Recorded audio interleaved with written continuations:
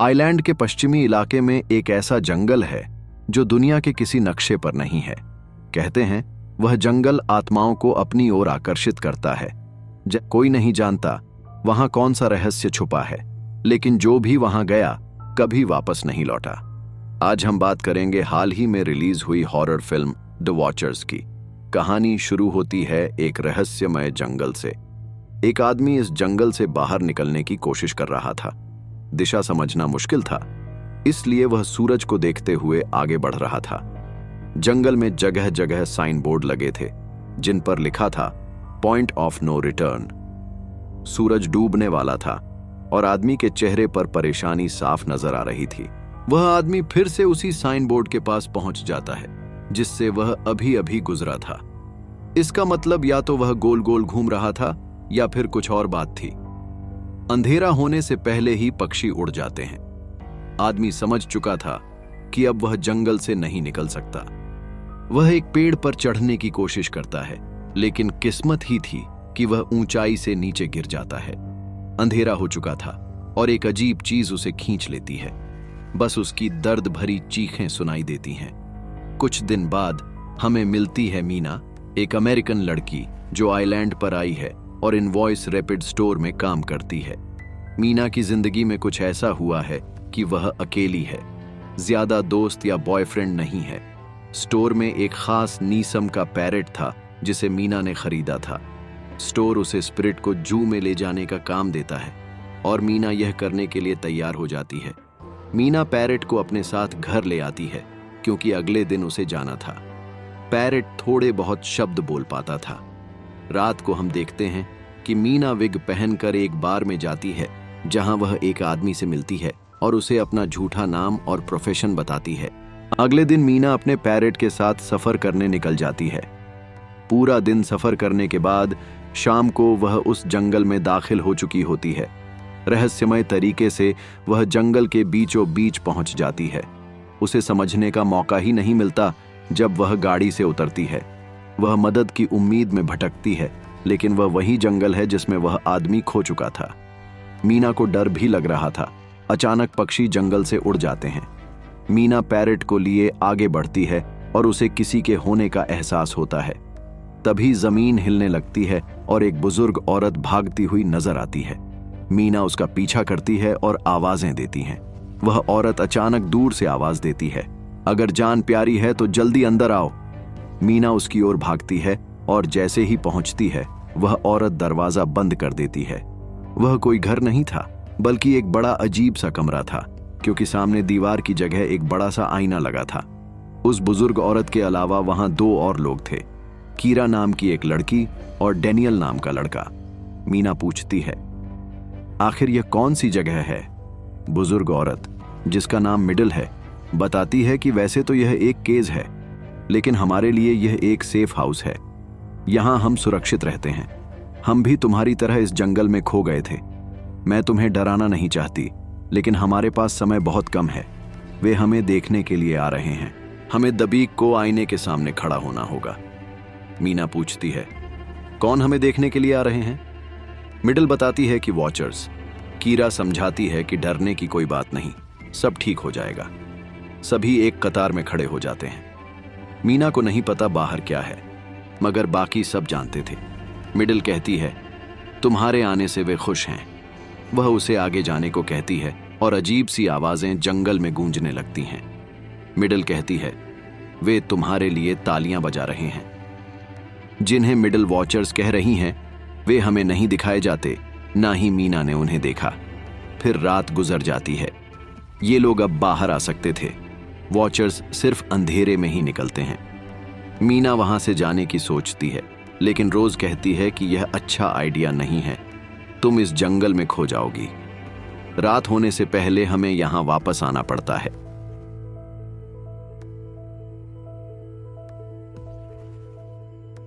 मीना उनकी बात नहीं मानती और अपने पैरेट को लेकर वहां से जाने लगती है, मगर उसे भी वैसे ही साइन बोर्ड नजर आते हैं, पॉइंट ऑफ नो रिटर्न। वह सूरज की दिशा में चलती है, मगर जंगल से निकल नहीं पाती, बल्कि एक डेड एंड पर पहुंच जाती है। मजबूरन उसे वापस आना ही पड़ता है। मिडिल उसे हिम्मत देती है कि वह अकेली नहीं है जिसने यहां से निकलने की कोशिश की। हम सब ने की, मगर निकलने का कोई रास्ता नहीं है। यह जंगल आत्माओं को अपनी तरफ आकर्षित करता है और अजीब चीजें दिखाता है। यह तुम्हें पागल बना सकता है, इसीलिए हमारे साथ रहना ही सही है। दोस्तों, अगर आप जानना चाहते हैं कि आगे क्या होता है तो यह फिल्म जरूर देखें। मिडल मीना को एक साइन बोर्ड दिखाती है। वह बताती है कि यह साइन बोर्ड जंगल में जगह जगह नजर आएंगे और सेफ हाउस से आधे दिन के फासले पर लगे हैं। मिडल मीना को चेतावनी देती है कि अगर वह इन साइन बोर्ड से आगे गई तो वापस लौटना मुश्किल हो जाएगा। मीना पूछती है कि यह सब किसने बनाया होगा, तो मिडल बताती है कि कीरा के अनुसार यह सब एक प्रोफेसर ने बनाया था। इसके बाद मीना वहीं रुक जाती है। कुछ समय बाद दूसरी रात भी वही सब होता है। वॉचर्स उन्हें देखने आते हैं।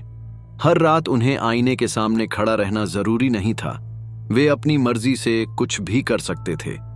इस छोटे से कमरे में जहां वे रहते थे, अपनी बिजली थी और जंगल से जो भी खाने के लिए मिलता वे लाते थे। टाइम पास के लिए एक टीवी भी था। अगले दिन जब मीना और कीरा जंगल में खाने की तलाश पर जाते हैं, मीना पूछती है कि आखिर वॉचर्स उनसे चाहते क्या हैं। कीरा बताती है कि मिडल के पास एक थ्योरी है, वॉचर्स उन्हें देख सकते हैं, पर अगर उन्होंने वॉचर्स को देखा तो वे पागल हो जाएंगे। कीरा मीना को एक गहरा गड्ढा दिखाती है और बताती है कि दिन के समय वॉचर्स जमीन के अंदर होते हैं। जंगल में सैकड़ों गड्ढे हैं और उनके नीचे एक अंडरग्राउंड टनल सिस्टम है। यह जानकारी मीना और कीरा के बीच ही रहती है। यह जानकर मीना हैरान हो जाती है। कीरा और उसके पति जॉन को यहां 6 महीने हो चुके थे। जॉन रास्ता ढूंढने निकला था और उसे दिन हो चुके थे। कीरा को उम्मीद थी कि वह मदद लेकर आएगा। वास्तव में जॉन वही आदमी था जिसे हमने फिल्म की शुरुआत में देखा था। बाद में मिडल, कीरा और डेनियल मीना को कुछ नियम समझाते हैं कि अगर उसे जिंदा रहना है तो ये नियम मानने होंगे। रात के समय वह आईने को पीठ नहीं दिखाएगी। अंधेरा होने के बाद वह दरवाजा नहीं खोलेगी।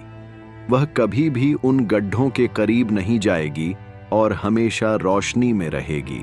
मिडल बताती है कि वॉचर्स उन्हें ऑब्जर्व करते हैं और यह जानने की कोशिश करते हैं कि वे कैसे रिएक्ट करेंगे। मीना समझ जाती है कि यह एक खतरनाक खेल है और अगर उसे जिंदा रहना है तो उसे बहुत सावधान रहना होगा। वह सबकी बात मानकर उन्हीं के साथ रहने का फैसला करती है। फिल्म का अंत बहुत ही रहस्यमय और सस्पेंस से भरा होता है। वॉचर्स का असली मकसद क्या है और मीना और बाकी लोग इस जंगल से कैसे बाहर निकलते हैं। उस रात जब सभी सो रहे थे, मीना आईने के साथ कान लगाकर कुछ सुनने की कोशिश करती है कि बाहर कौन हो सकता है। जब उसे कोई आवाज नहीं आई तो वह एक नियम तोड़ देती है और आईने की तरफ पीठ दिखा देती है। वॉचर्स भड़क जाते हैं और जोर जोर से उस ग्लास को मारने लगते हैं। मिडल उसे उनके सामने खड़े रहने को कहती है ताकि वे शांत हो जाएं। मीना यहां फंसना नहीं चाहती थी।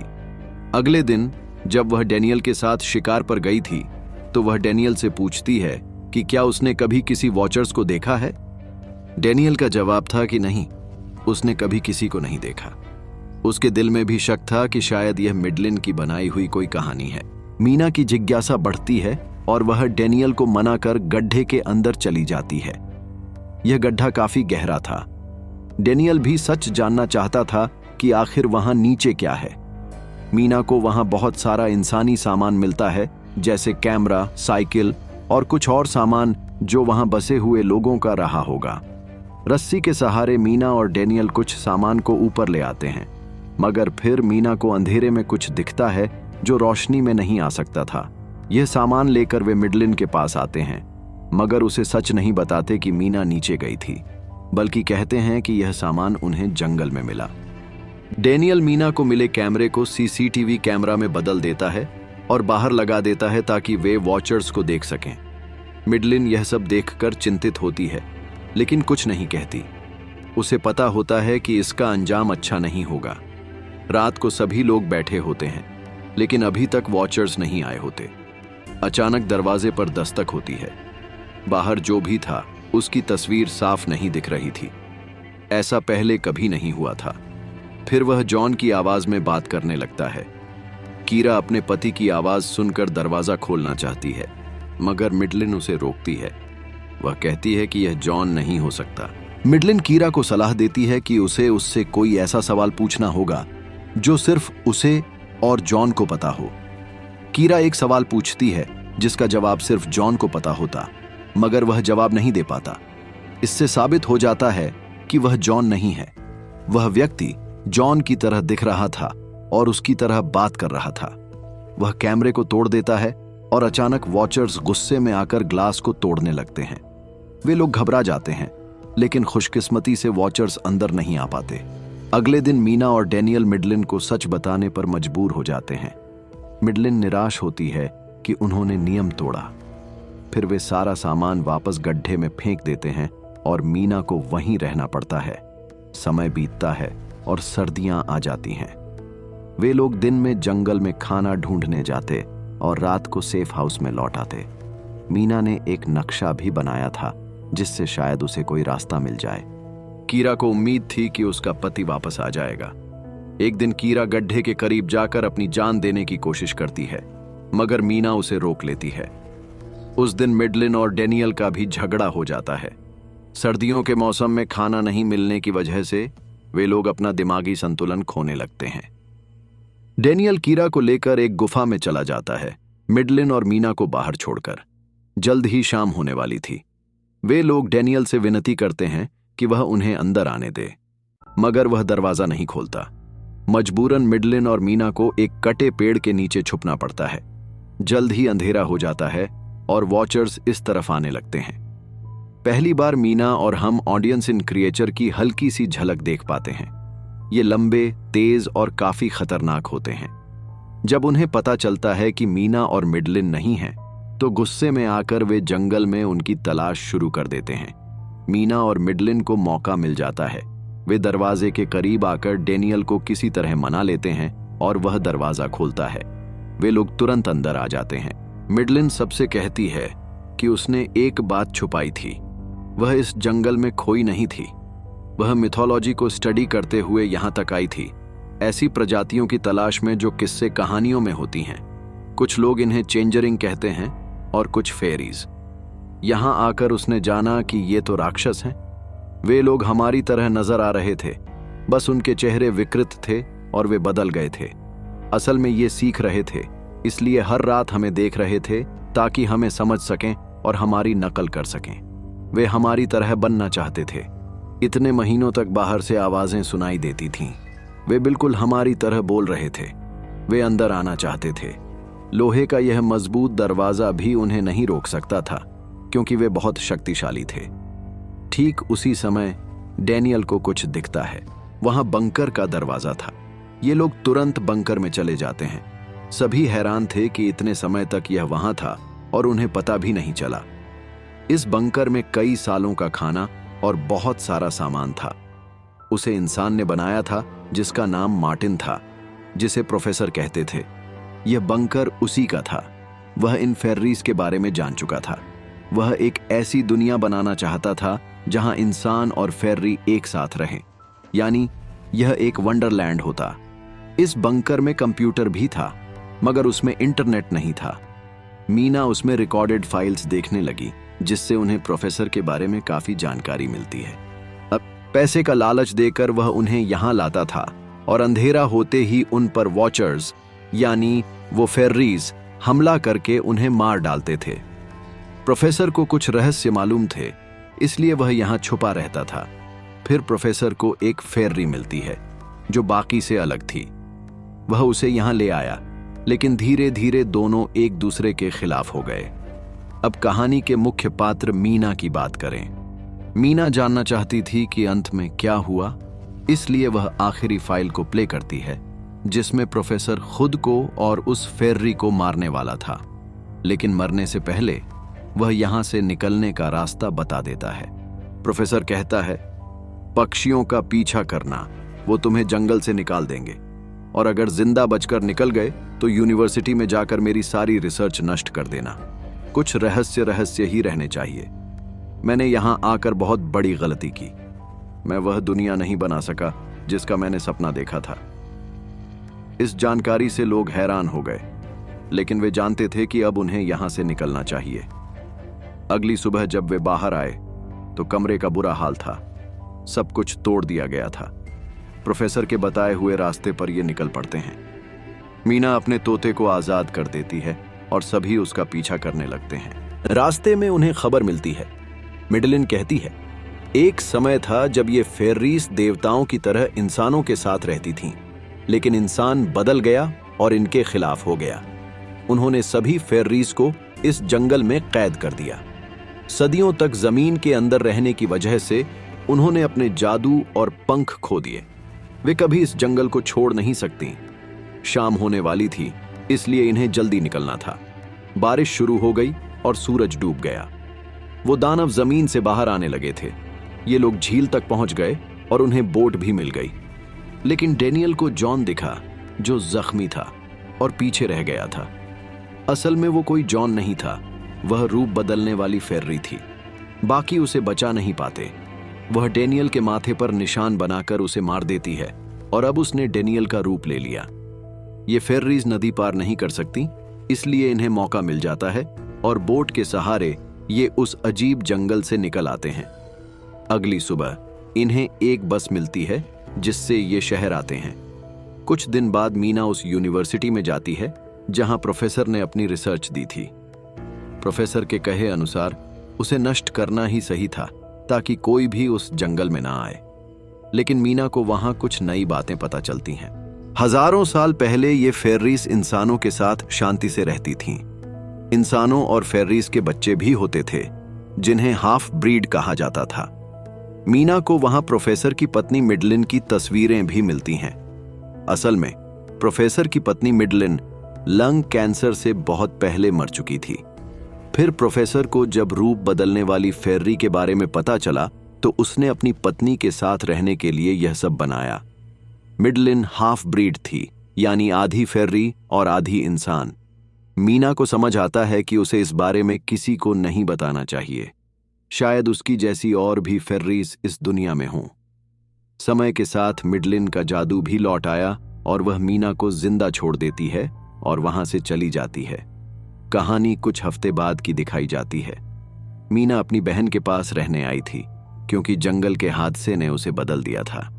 वह अपनी बहन को मिडलिन के बारे में बताती है कि उसे लगता है जैसे मिडलिन उसका पीछा कर रही है।